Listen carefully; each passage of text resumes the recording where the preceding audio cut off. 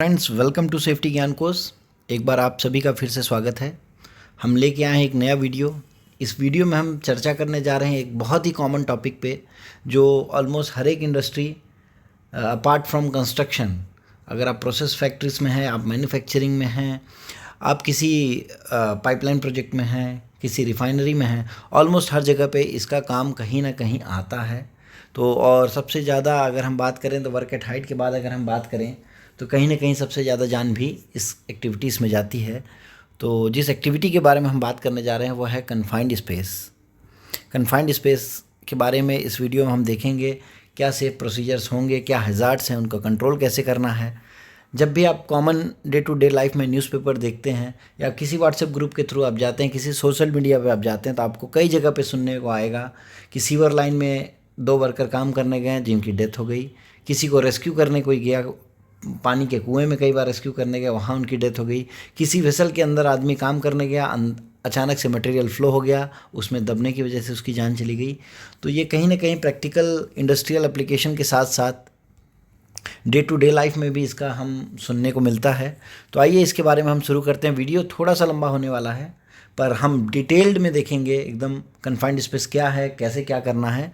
तो होप आप सब वीडियो को अंत तक देखेंगे और आपका सारा जो भी डाउट है इस टॉपिक के रिलेटेड वो हम सारा क्लियर करने की कोशिश करेंगे। तो सबसे पहले देखिए, सबसे बड़ा सवाल आता है व्हाट इज़ कन्फाइंड स्पेस। तो कन्फाइंड स्पेस है क्या? इसके देखिए 3 पैरामीटर्स हैं। पहला है is large enough and so configured that an employee can enter bodily and perform work. मतलब इतना बड़ा होना चाहिए कि उसके अंदर आदमी जाए, मतलब आदमी का बॉडी जाए और आदमी अंदर उसमें काम कर सके। दूसरा, हैज़ लिमिटेड और restricted means for entry and exit. मतलब लिमिटेड एंट्री एग्जिट होना चाहिए, रेस्ट्रिक्टेड होगा, बहुत ज़्यादा बड़ा नहीं होगा, उसमें रेस्ट्रिक्शन होंगे, आप अंदर घुस नहीं पाएंगे इजीली। ये है। तीसरा है is not designed for continuous occupancy. मतलब वो जगह लगातार काम करने के लिए नहीं बनी हुई है। नीचे में देखिए एक हमने लिखा है यहाँ, if there are any doubt whether an area is a confined space or not, it shall be treated as a confined space with adequate controls in place. कई बार जब आप जाते हैं तो एक डिस्कशन का टॉपिक आता है कि ये कन्फाइंड स्पेस है या नहीं है। उस डिस्कशन में अगर किसी को भी लगता है कि ये कन्फाइंड स्पेस है तो डेफिनेटली उसको आपको कन्फाइंड स्पेस ट्रीट करना है और जो भी उसके कंट्रोल मेजर्स हैं उसको अप्लाई करना है। क्योंकि अगर आप उसको कंसिडर नहीं करते हैं और वो ऑलरेडी अगर एक काम करने आप जाते हो और वहाँ कुछ हज़ार्ड्स आते हैं तो वो एक इंसिडेंट में कन्वर्ट हो सकता है। तो इसलिए अगर आपको लग रहा है किसी को भी कि ये कन्फाइंड स्पेस है तो डेफिनेटली उसको कन्फाइंड स्पेस कंसिडर करके कंट्रोल मेजर्स को अप्लाई करना चाहिए। तो ये 3 क्राइटेरिया हैं कन्फाइंड स्पेस होने के। अब हम देखते हैं कन्फाइंड स्पेस के कुछ एग्जांपल्स। देखिए फोटोग्राफ्स के हिसाब से आप समझ सकते हैं।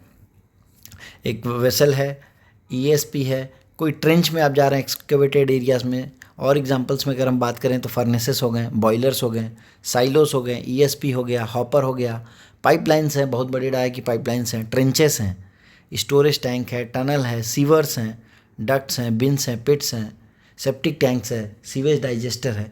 ये सारे कुछ एग्जांपल्स हैं कन्फाइंड स्पेसेस के। अब दूसरा हम देखेंगे यहाँ हज़ार्ड्स ऑफ कन्फाइंड स्पेस क्या है। तो देखिए कहीं भी आप जाएंगे तो मोर और लेस ये सारे हज़ार्ड्स कहीं ना कहीं आते हैं। तो सबसे पहला है ऑक्सीजन डिफिशियंसी हो सकता है। तो कंबस्टिबल या फ्लेमेबल गैसेस हो सकती हैं, उसके अंदर मीथेन हो सकता है, हाइड्रोजन हो सकता है, प्रोपेन, एलपीजी, एलडीओ, क्लोरीन, ये सारी चीज़ें हो सकती हैं। इलेक्ट्रिसिटी का एक खतरा है। इनगल्फमेंट, मटेरियल आएगा आपको इनगल्फ कर लेगा।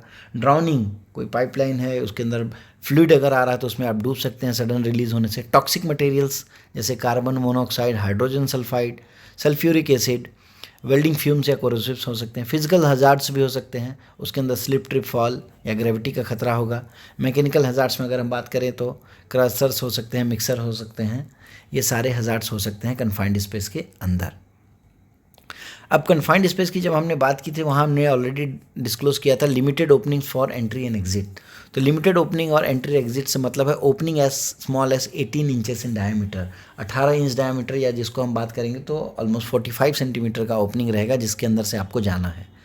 Difficult to enter with SCBA और अदर लाइफ सेविंग इक्विपमेंट। मतलब ये इक्विपमेंट्स पहन के, सेल्फ कंटेन ब्रीथिंग apparatus या अदर लाइफ सेविंग इक्विपमेंट पहन के अंदर घुसना पॉसिबल कई बार नहीं होगा। Difficult to remove down worker, अगर कोई अंदर गिर जाता है तो उसको रेस्क्यू करना भी उतना ज़्यादा आसान नहीं है। एग्जिट फ्रॉम लार्जर ओपनिंग्स में be difficult due to presence of ladder, hoist etcetera. अगर कहीं बड़ा ओपनिंग है भी तो वहाँ से एग्जिट करना हर टाइम पे पॉसिबल नहीं होगा, क्योंकि वहाँ हो सकता है लैडर लगाया गया हो या हॉइस्ट लगाया गया हो, तो ये सारी डिफ़िकल्टीज़ वहाँ आ सकती हैं। हमने वहाँ ये भी मेंशन किया गया था कि ये not design for continuous worker occupancy, मतलब देखिए मोस्ट कन्फाइंड स्पेस जो होते हैं वो रेगुलर या रूटीन वहाँ काम नहीं होता है। यूजुअली वो सब डिज़ाइन किए जाते हैं प्रोडक्ट को, कोई प्रोडक्ट है वो स्टोरेज के लिए क्या रहता है, इनक्लोज मटेरियल और प्रोसेस कोई प्रोसेस का पार्ट है जो बंद रहता है, ट्रांसपोर्ट प्रोडक्ट और substance, occasional worker entry for inspection, repair, cleanup या मेंटेनेंस। जनरली आप देखेंगे रेगुलर बेसिस पे वहाँ आदमी नहीं जाता, ऑकेजनली आदमी अंदर जाएगा, क्लीनअप करेगा। फॉर एग्जांपल हम बात कर लें तो अगर बॉयलर्स की बात कर लें तो जब मेंटेनेंस होता है, शट डाउन होता है, तभी आदमी अंदर जाता है ना। हम सीवर टैंक की बात करें तो जब उसको क्लीन करना होता है तभी आदमी जाता है, रेगुलर उसमें आदमी नहीं जाता है। अनफेवरेबल नेचुरल वेंटिलेशन, ऑलरेडी जैसा हमने बोला वो इनक्लोज्ड है तो वेंटिलेशन उसमें प्रॉपर नहीं होगा, तो lack of air movement in and out of the space can create an atmosphere much different than the outside atmosphere. जो भी आप काम कर रहे हैं उसके वजह से भी वो अंदर के जो एटमॉस्फेयर है वो चेंज हो सकता है, जो अंदर का एटमॉस्फेयर रहेगा वो बाहर के एटमॉस्फेयर से वेरी करेगा। Deadly gases can be trapped inside, process का पार्ट है वो वेसल है, अगर प्रोसेस से लिंक्ड है उसमें डेडली गैसेस हो सकते हैं। Organic materials can decompose, may not be enough oxygen due to presence of other gases, chemical reactions such as rusting। Oxygen का जो कंसंट्रेशन है वो कम हो सकता है, अदर गैसेस वहाँ ज़्यादा हो सकती हैं रस्टिंग के रिलेटेड, या जो भी प्रोसेस का कुछ बचा हो गया पाइपलाइन कहीं से आने की वजह से, तो ये सारे वहाँ वेंटिलेशन के इशूज़ हो सकते हैं। डेंजरस कम्बिनेशन क्या क्या हो सकता है, presence of all three confined space characteristics and can complicate the situation, मतलब तीनों क्राइटेरिया अगर आ जा रहा है, तीनों एक साथ आ रहा है तो और जो वर्किंग कंडीशंस है उसको और वो कॉम्प्लिकेट कर सकता है। Working in and around the space, उसके एरिया में आपको काम करना है वो भी एक खतरनाक हो सकता है। रेस्क्यू ऑपरेशन ड्यूरिंग इमरजेंसीज, ये सब डेंजरस कॉम्बिनेशन है। रेस्क्यू इमरजेंसी ऑपरेशन जो रहेगा वो बहुत डिफिकल्ट रहेगा। Worsen condition due to work activities, ऐसा जो हम काम करने जा रहे हैं जो और इस एक्टिविटी को और कॉम्प्लिकेट करेगा वो क्या है, वेल्डिंग एंड कटिंग अगर हम कर रहे हैं उसमें बॉन्डिंग एजेंट्स यूज़ कर रहे हैं। क्लीनिंग विद सॉल्वेंट, हम क्लीनिंग करने गए कुछ सॉल्वेंट यूज़ कर रहे हैं वहाँ से फ्यूम्स आ सकती हैं, वो सारे हमारे use of gas powered equipment, कोई ऐसा इक्विपमेंट जैसे फॉर एग्जांपल गैस कटिंग करने जा रहे हैं, ये सारी एक्टिविटीज़ हम करने जाएंगे यूजुअली मेंटेनेंस के टाइम पे की जाती हैं।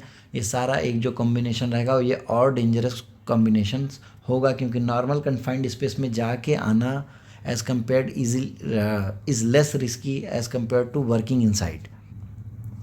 अब देखिए एटमॉस्फेरिक हजार्ड्स क्या हो सकता है।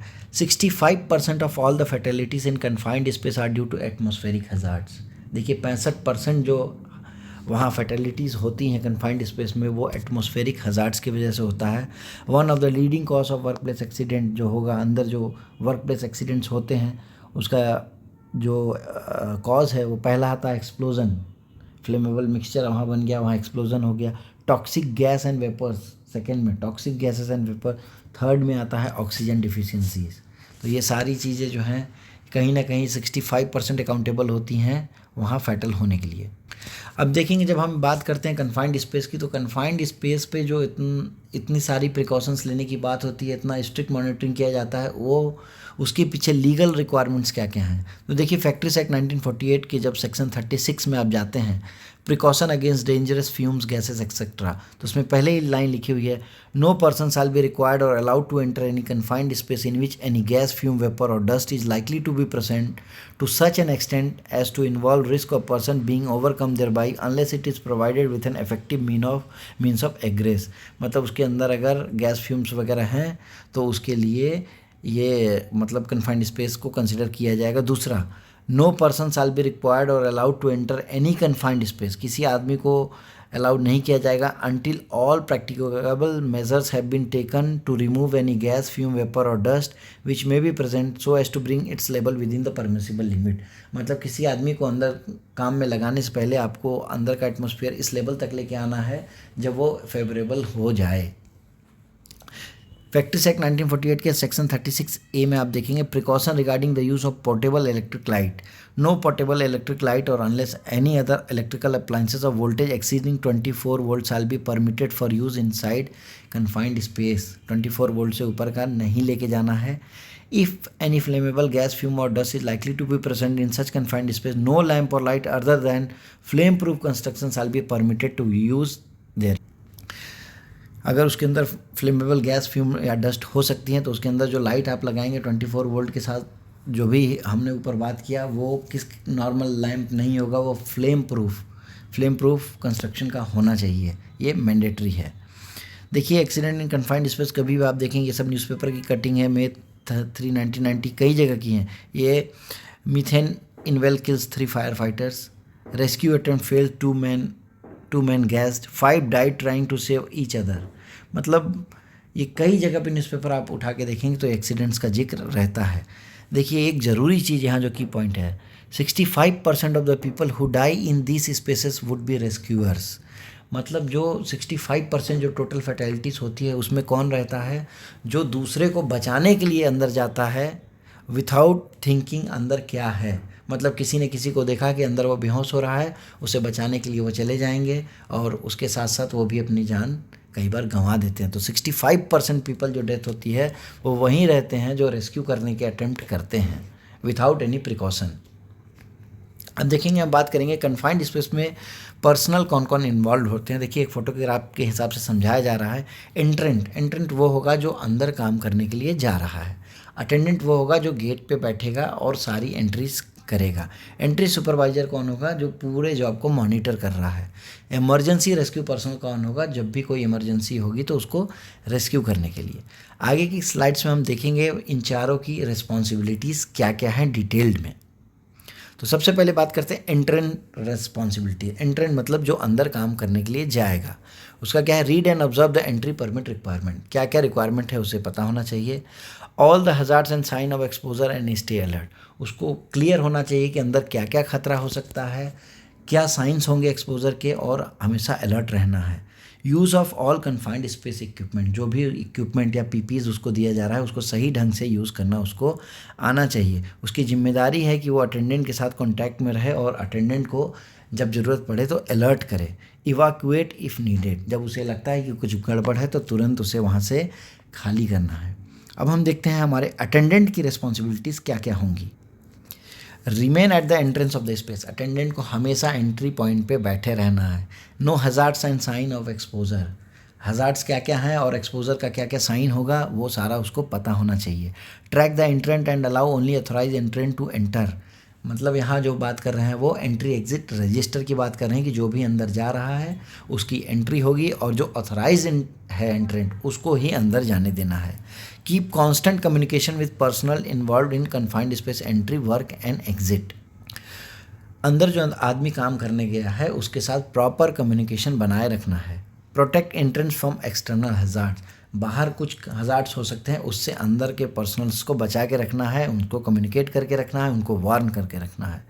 Monitor work activities and watch out for hazards, जो वर्क हो रहा है उसको मॉनिटर करना है और जो भी खतरे वहाँ उत्पन्न हो रहे हैं उस काम की वजह से उसको भी मॉनिटर करना है।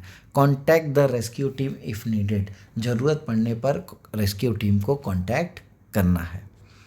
देखिए यहाँ चीज़ है, एक चीज़ अटेंडेंट के लिए एक मार्क है, रिमार्क, अटेंडेंट शुड रिमेंबर, हमेशा याद रखना है, when in doubt get them out, जब भी अटेंडेंट को कुछ डाउट हो रहा है तो तुरंत एंट्रेंस को बाहर निकालना है बिना कुछ सोचे हुए। अब हम देखते हैं हमारे सुपरवाइजर की रिस्पॉन्सिबिलिटीज़ क्या होंगी। Ensure requirements for entry have been completed, जो भी रिक्वायरमेंट्स थी एंट्री की वो कंप्लीट कर दी गई है। Authorised entry and overseeing entry operation, authorised person को जाना है, उसको रैंडम चेक करना है। कंडीशंस जो अंदर की हैं वो एक्सेप्टेबल लिमिट तक हैं कि नहीं है, परमिट की रिक्वायरमेंट्स उसे फुलफ़िल करनी है। Ensure A list of monitoring equipment and personal, monitoring equipment क्या क्या चाहिए, कौन कौन से आदमी हैं, वो सारी लिस्ट वो बना के रखेंगे। Ensure that rescue team has simulated, rescue team हमारी रेडी है, उसको इन्फॉर्म करके रखा गया है। Know the hazards that may be faced during entry including mode, sign of symptom and chemical exposure, hazards के बारे में सभी को क्लियर होना चाहिए। डिटरमाइन नंबर ऑफ अटेंडेंट्स हमारे कितने हैं। Ensure that place to keep unauthorized personnel clear of the area, unauthorized person को अलग रखना है, उसके लिए रेस्ट्रिक्टेड एंट्री होनी चाहिए अंदर जाने वालों के लिए, वो उसको इंश्योर करना है। Arrangement of required barriers and signage, barriers क्या क्या लगाने हैं। Ensure that personnel doing the work and all support personnel adhere to permit requirement, जो भी परमिट की रिक्वायरमेंट्स हैं वो सारे जो पर्सन हैं उसको फॉलो कर रहे हैं। Ensure the confined space is safely closed and all the workers are cleared, काम खत्म होने के बाद इंश्योर करना है कि सारे लोग बाहर निकल गए हैं और सेफली काम को एंड किया गया है। Terminate entry procedures as required, अगर कुछ चेंजेस होते हैं उसे लगता है तो then and there entry procedure को जो वहाँ टर्मिनेट करना है और उस काम को वहाँ रोक देना है। आगे बढ़ते हम देखते हैं हमारे रेस्क्यू टीम की रिस्पॉन्सिबिलिटीज़ क्या होगी। Training drill using mannequins of personnel in a simulation of the confined space prior to the issuance of an entry permit or at least annually thereafter, मतलब जहाँ भी काम होने जा रहा है एक बार रेस्क्यू ड्रिल आपको करके देखना है कि कैसे वहाँ हमको एंट्री से पहले रेस्क्यू ड्रिल करना है कि कैसे अगर कुछ होता है तो रेस्क्यू किया जाएगा, क्या क्या इक्विपमेंट्स की यूज़ होंगी, ताकि सारे लोगों को ये क्लियर रहे कि हमको इक्विपमेंट वहाँ पहन के जाना है।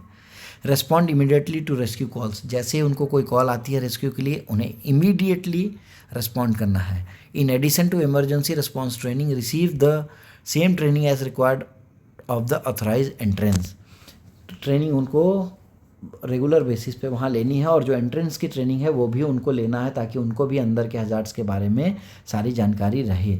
Maintain the rescue equipments in healthy and sound condition, जो भी रेस्क्यू इक्विपमेंट्स हैं उसको साउंड कंडीशन में मेंटेन करके रखना है। Stay updated with the latest tool and modern rescue equipment, market में क्या क्या रेस्क्यू इक्विपमेंट्स मॉडर्नाइज्ड हो रहे हैं उसके बारे में भी उनको नॉलेज रखना है। Personnels are well versed with available equipments to deal with, जो भी इक्विपमेंट्स वहाँ हैं वो जो सारे रेस्क्यू पर्सनल उससे वेल अवेयर हैं, उसको यूज़ करना जानते हैं। अब हम बात करेंगे, देखिए कन्फाइंड स्पेस का एंट्री का प्रोसीजर क्या होगा। हमने देख लिया कन्फाइंड स्पेस क्या है, कन्फाइंड स्पेस के एग्जांपल्स क्या हैं, कन्फाइंड स्पेस के हजार्ड्स क्या हैं, कन्फाइंड स्पेस के जो पीपल इन्वॉल्व हैं उनका क्या क्या रिस्पॉन्सिबिलिटीज़ है। अब हम देखेंगे एंट्री प्रोसीजर क्या है। पहला होगा isolate the space, all sources of energy, जो जो एनर्जी सोर्स है वो सारे को आइसोलेट करना है। वेंटिलेट द स्पेस, स्पेस को वेंटिलेट करना है। Conduct tail boat short safety briefing, जो भी आदमी जाने वाले हैं उसको शॉर्ट सेफ्टी ब्रीफिंग TBT एक डिटेल में देना है या डिस्कशन करना है। इसके अलावा complete the permit to work या वर्क परमिट टू वर्क की रिक्वायरमेंट फुलफिल करनी है। एटमॉस्फियर को टेस्ट करना है, उसके बाद ही अंदर काम करने के लिए जाना है। Order of confined space atmospheric testing, देखिए कई बार पूछा जाता है कि आपको कन्फाइंड स्पेस में जाना है, इंटरव्यू क्वेश्चन भी होता है, कई बार एग्जाम्स में भी पूछा जाता है अगर आपको कन्फाइंड स्पेस के अंदर काम करने जाना है तो सबसे पहले आप क्या टेस्ट करेंगे। तो देखिए सबसे पहले हमको टेस्टिंग जो करनी है वो हमको चेक करना है ऑक्सीजन कंटेंट, एटलीस्ट कितना होना चाहिए 19.5 से 23.5 के बीच में ही ऑक्सीजन होना चाहिए। उसके बाद में जो हम चेक करेंगे वो हम चेक करेंगे चेक फॉर कंबस्टिबल या फ्लेमेबल, कंबस्टिबल मटेरियल या फ्लेमेबल जो फ्यूम्स हैं गैसेस हैं उसको चेक करना है, वो क्या होना चाहिए permissible limit less than 10% of the LEL, lower explosive limit की 10% होना चाहिए। थर्ड में हम टेस्ट करेंगे टॉक्सिक्स की, हाइड्रोजन सल्फाइड या कार्बन मोनोऑक्साइड की। तो ये हमारा टेस्टिंग पैरामीटर्स का सीक्वेंस होगा। अब देखेंगे टॉक्सिक एटमॉस्फेयर में जब हम बात करें कार्बन मोनोऑक्साइड की, तो कार्बन मोनोऑक्साइड का खुद का कोई कलर नहीं है और कोई स्मेल नहीं है, ठीक है। देखिए ये क्या होता है, कार्बन मोनोऑक्साइड जब आप इनहेल करते हैं तो आपको ऑक्सीजन ब्रीथ करना मुश्किल हो जाता है। कार्बन मोनोऑक्साइड एक कंबस्टिबल गैस है, ये कभी भी हर रोज़मर्रा की ज़िंदगी में हर जगह से उत्पन्न हो रहा है। फॉर एग्जांपल मोटर से, मशीन से, जो ऑयल या गैस या फॉसिल फ्यूल पे काम करती हैं उसमें, हमारे कार के एग्जॉस्ट से, इवन बाइक के एग्जॉस्ट से जो निकल रहा है वो सब कार्बन मोनोऑक्साइड, अनबर्न कार्बन जो रहते हैं वो कार्बन मोनोऑक्साइड है। कार्बन मोनोऑक्साइड जब आप इनहेल करते हैं तो उसका माइल्ड सिम्टम्स स्टार्ट होते हैं कि आपको हेडेक होगा, डिस्कम्फर्ट होगा, वोमिटिंग फील होगा, उसके बाद में वो स्लाइटली जा सकता है डेथ तक। दूसरा आता है हमारा हाइड्रोजन सल्फाइड। हाइड्रोजन सल्फाइड देखिए एक टॉक्सिक गैस है और हाईली हैजार्डस है। इसका जो स्मेल है लेकिन एक डिस्टिंक्ट है, रॉटन एग का स्मेल होता है जिसको आप इजीली आइडेंटिफाई कर सकते हैं। हाइड्रोजन सल्फाइड जो है वो डेंसर देन एयर है, मतलब अगर H2S ओपन हुआ है तो वो H2S ज़मीन पे बैठेगी, ना कि वो हवा में ऊपर जाएगी। Created by DK of organic matter, जो जो सड़ा हुआ ऑर्गेनिक मैटर रहता है उसके डेथ मतलब मरने की वजह से या उसके डीकम्पोजिशन की वजह से अगर हम बोले तो वहाँ से वो उत्पन्न होता है। हीटिंग ऑफ सल्फर और जिंक कंटेनिंग मटेरियल इससे भी उत्पन्न होता है। Evident in sewer and sewage treatment plant, mainly देखिए जब आप सीवर लाइन में, जो मैंने ऑलरेडी बताया कि सीवर लाइन में जाने से डेथ होती है, उसका प्राइमरी रीज़न होता है H2S, हाइड्रोजन सल्फाइड गैस, क्योंकि वो ऑर्गेनिक मटेरियल वहाँ डिकम्पोज होता है, उससे गैस जनरेट होती है।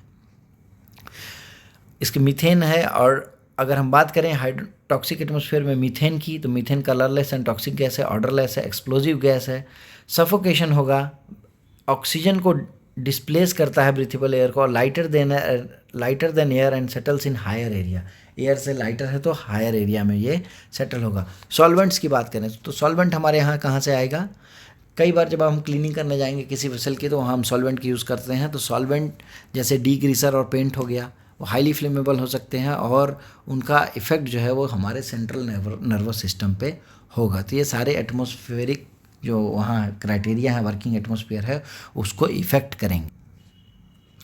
बॉडी बिहेवियर, ऑक्सीजन लेवल, देखिए स्टार्टिंग में बताया गया ऑक्सीजन का जो लेवल होगा वो 19.5 से 23.5 के बीच में ही परसेंटेज उसका होना चाहिए।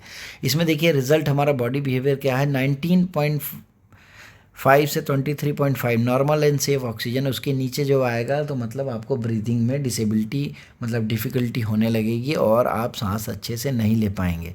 और 25% से ऊपर अगर चला जाता है ऑक्सीजन तो इंक्रीज फायर रिस्क मतलब ऑटो फायर होने के चांसेस बढ़ जाते हैं, और 100% अगर हो जाता है तो आपका ब्रेन डैमेज हो सकता है। देखिए कन्फाइंड स्पेस के लिए जब हम बात करेंगे तो entry procedure of A confined space begin with A confined space entry permit की अगर हम बात करते हैं तो परमिट में आपको क्लियर है location and description of confined space होना चाहिए। Reason for entry, permit issued to, reason for entry मतलब किस काम के लिए उसको आप एंट्री करने जा रहे हैं, परमिट किसको इशू किया जा रहा है, नेम ऑफ द कंपनी और ऑर्गेनाइजेशन। और एक चीज़ अच्छा साइन है, परमिट कि जब भी आप फुलफ़िल करेंगे तो उस टाइम पे safety representative and rescue lead को वर्क लोकेशन का विज़िट करके और उसका पूरा उनको इंस्पेक्शन करके उनको आइडिया लेना चाहिए कि हमारा जो वर्किंग है किस एटमॉस्फेयर में कैसी कंडीशन में होने जा रहा है, क्या क्या रिक्वायरमेंट हो सकती हैं और कैसे उसको रेस्क्यू किया जाएगा। ये काम स्टार्ट होने से पहले एक बार उसको डिटेल में स्टडी करना है। तो परमिट प्रोग्राम का क्या रहेगा, identify confined space and permit required, assess the hazard, determine how to manage और control the hazard, produce entry procedure, develop entry permit, additionally develop rescue plan. मतलब पहले हमको कन्फाइंड स्पेस की परमिट की requirement देखनी है, कहाँ कहाँ करने जाना है, हजार्ड्स क्या क्या होंगे, कंट्रोल मेजर्स क्या होंगे, एंट्री प्रोसीजर डेवलप करना है और परमिट को फिल करने के बाद ही जाना है। देखिए ये कुछ साइनेजेस हैं जो रिक्वायर्ड हैं। Site confined space register, identification of all confined space, इसके अकॉर्डिंग मतलब आपके वर्क प्लेस पे जो भी कन्फाइंड स्पेस हैं वो ऑलरेडी आइडेंटिफाइड होने चाहिए, एक रजिस्टर मेंटेन होना चाहिए और सारे कन्फाइंड स्पेस में आपको एंट्री में कन्फाइंड स्पेस का वार्निंग साइन ऐसा लगा के रखना है या ऐसा लगा के रखना है, ठीक है। और ये सारा लेबल होना चाहिए कन्फाइंड स्पेस आपका। Entry shall be only by authorized by issue a confined space entry permit, बिना परमिट के कोई भी एंट्री नहीं करेगा। और जो भी अंदर का काम करने जा रहा है आपके पास वो authorized trained confined space entrants की लिस्ट होनी चाहिए। अब हम बात करें कन्फाइंड स्पेस में हमने बात किया था आपको जो भी आइसोलेशंस हैं, एनर्जी आइसोलेशन की बात हमने की थी, करना है। तो उसका सिंपल सा मतलब है जो भी उससे सोर्सेस आ रहे हैं उसको आपको सारे सोर्सेस को बंद करना है। पॉजिटिव आइसोलेशन अगर आप नहीं कर पा रहे हैं तो आपको रिस्क असेसमेंट वहाँ करना है। एक फोटोग्राफ के माध्यम से आप समझेंगे, देखिए ये वेसल है, ये पाइपलाइन थी, ये पाइपलाइन थी, दोनों तरफ से पाइपलाइन को डिस्कनेक्ट करके दोनों तरफ से ब्लैंकिंग किया गया है ताकि कहीं से भी कोई मटेरियल फ्लो ना हो पाए और ये हमारा यहाँ एंट्री हो सकता है। यहाँ देखिए the following shall be taken into account when considering ventilation. Ventilation एक बहुत इंपॉर्टेंट चीज़ है, वेंटिलेशन एक अलग से इसके ऊपर हम वीडियो लाएंगे।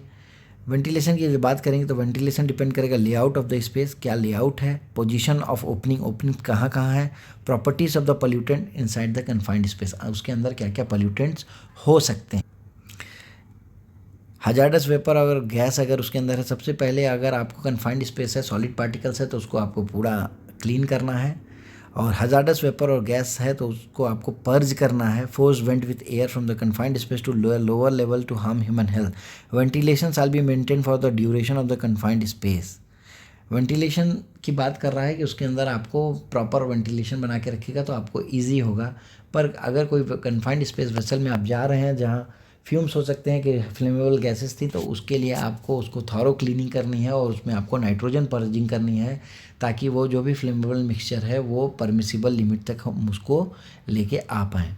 देखिए कन्फाइंड स्पेस की हम बात करेंगे तो हमने सारा देखा। अब हम देखेंगे पीपीज़ क्या क्या है। नॉर्मल कन्फाइंड स्पेस में ऑक्सीजन डिफिशियंसी या ऑक्सीजन एनरिचमेंट होने के चांसेस हो सकते हैं। तो सबसे पहले देखिए ये है सप्लाइड एयरलाइन सिस्टम है, ये हुड में कनेक्ट है, वहाँ से ये पहन के आप जाएंगे। इसका सोर्स जो रहेगा ये SCBA सेट की तरह है, पर SCBA सेट आपको पहन के जाना पड़ता है, ये पाइपलाइन के थ्रू कनेक्ट रहेगा। साथ ही साथ यहाँ एक पोर्टेबल बैकअप दिया रहेगा, बैकअप एयर इन केस होस इज कट और पिंच्ड व्हाइल इनसाइड। मतलब कन्फाइंड स्पेस में आप काम करने जा रहे हैं, जो होस कनेक्ट है आपके हुड में, अगर वो कहीं पंचर होती है या वो फेल होता है तो आपके पास एक बैकअप सपोर्ट रहेगा जिससे आप यूज़ करके बाहर आ सकते हैं। ये हमारा SCBA सेट है। यूजुअली SCBA सेट पहन के अंदर घुसना पॉसिबल नहीं होता है, लेकिन अगर लार्जर एरिया जहाँ आप जा सकते हैं तो आप सप्लाइड एयर के थ्रू जा सकते हैं या एंट्री गेट पे आप जाने से पहले अंदर एंटर करके आप उसको पहन के काम कर सकते हैं। कन्फाइंड स्पेस रेस्क्यू इक्विपमेंट्स कुछ जनरली ये हैं। SCBA सेट है, टॉर्च है, आपका कंप्रेसर रेसुसाइटर है, रोप्स हैं, ट्राइपॉड है, आपका लाइव वेस्ट है, स्ट्रेचर है। अब देखिए काम ख़त्म होने के बाद हमको क्या करना है कन्फाइंड स्पेस में। सबसे पहले remove all personal tool and debris from the space. जो भी हमने काम किया है वो सारे डेब्रिस को बाहर करना है, सारे आदमी को बाहर करना है। साइन ऑफ द लॉग, जो हमारा लॉग था, जो entry exit permit entry exit register की हम बात कर रहे थे, उसमें साइन ऑफ करना है कि सारे लोग बाहर आ चुके हैं। क्लोज द स्पेस, जो कन्फाइंड स्पेस का डोर था उसको हमको बंद करना है। कैंसिल द परमिट हमको वहाँ कैंसिल करना है। Review the job with the host employer, जो भी जॉब हमने किया है उसको रिव्यू करना है। Hazard problems and other employer, मतलब उसके अंदर क्या हज़ार्ड आया, क्या हमें प्रॉब्लम डिफ़िकल्टीज फेस आई, या हमने क्या कैसा उसके अंदर काम करते टाइम हमारा क्या एक्सपीरियंस रहा है, उसको रिव्यू करना है। Based on review feedback revision in the SOPs and other documents if required. कई बार क्या होता है हम काम करते हैं, कुछ अनफोर्सीन कंडीशंस जनरेट होती हैं, तो उस चीज़ को डिस्कशन करने के बाद SOP में रिवीजन लाना है। अब देखिए लास्ट में हम देखेंगे safety practices to be followed. हमने डिटेल में देख लिया कन्फाइंड स्पेस के बारे में। अब बेसिक सेफ्टी जो प्रैक्टिसेस हैं जो हमें फॉलो करनी है वो क्या है। Never carry compress cylinder inside the confined space. कई बार मेंटेनेंस का काम करना है, आपको कुछ जॉइंट करना है, बिल्डिंग कटिंग का काम है, तो ये हमेशा इंश्योर करना है कि सिलेंडर्स कन्फाइंड स्पेस के अंदर लेके नहीं जाना है। Hoses and electrical cable must be of good quality and preferably joint free. जो भी होस हम लेके जा रहे हैं गैस कटिंग के लिए, इलेक्ट्रिकल केबल जा रही हैं, बिल्कुल जॉइंट फ्री होना चाहिए। हमें कोशिश करनी है, कई बार कन्फाइंड स्पेस जो वेसल रहता है उसमें 1 या 2 ओपनिंग्स रहती हैं, हो सकती है कुछ पाइपलाइन के कनेक्टिविटी के लिए भी जो होल्स रहते हैं या वाल्व दिए रहते हैं, तो हमें कोशिश करना है कि अगर एंट्री एग्ज़िट एक ही है तो हम उस एंट्री एग्ज़िट से ही ये सारे कटिंग टॉर्चेस या जो इलेक्ट्रिकल के केबल्स हैं उससे लेके ना जाएं, प्रिफरेबल अगर ऐसा हमारे पास अवेलेबल है। Healthy persons without any medical record must only B diploid in the confined space activities. क्योंकि ऑलरेडी अंदर एक क्लोज्ड एटमॉस्फेयर है तो हेल्दी पर्सन्स को ही इसमें अलाउ करना है। Lighting source must be of 24 volt, हमने ऑलरेडी डिस्कस किया, जो कि हमारे लीगल रिक्वायरमेंट फैक्ट्रीज एक्ट के अकॉर्डिंग भी है। Electrical equipment must be connected to RCCB of 30 mA tripping point. Welding machine आप लेके जा रहे हैं तो 30 mA ट्रिपिंग पॉइंट का होना चाहिए। Using voltage reducing device VRD इन वेल्डिंग मशीन, वेल्डिंग मशीन में VRD भी लगा होना चाहिए।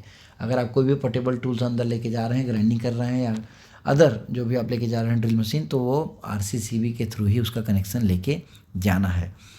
नॉन स्पार्किंग, स्पार्क रेसिस्टेंट या स्पार्क प्रूफ टूल्स को ही यूज़ करना है। देखिए कई नाम से जाना जाता है, कोई नॉन स्पार्किंग बोलेगा, कोई स्पार्क रेसिस्टेंट बोलेगा, कोई स्पार्क प्रूफ बोलेगा।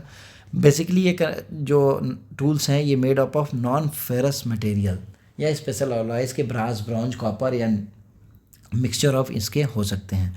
फ्रीक्वेंट जॉब रोटेशन, हमको जो अंदर एंट्रेंट जा रहे हैं उनको लगातार काम कंटिन्यूस नहीं करना है, उनको जॉब रोटेशन देना है, बाहर आके रेस्ट करना है।